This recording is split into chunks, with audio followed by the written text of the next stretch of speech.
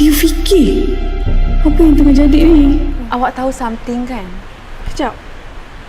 You tuduh I ke? You ada bukti? Macam ni lah, kalau you tak ada bukti, you jangan ganggu I lagi, okey?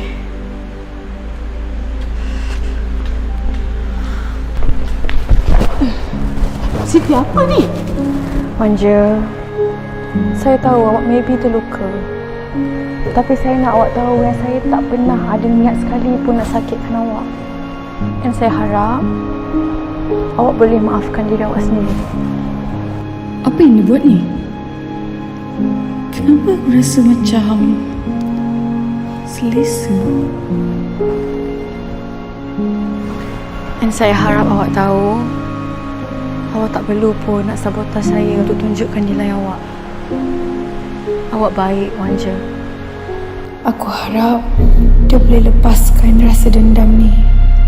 Aku cuma nak dia tenang dan bahagia je. Aku boleh dengar apa dia fikir?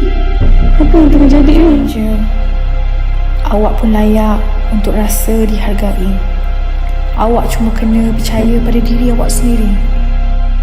Jangan lupa like, share dan follow Du Drama.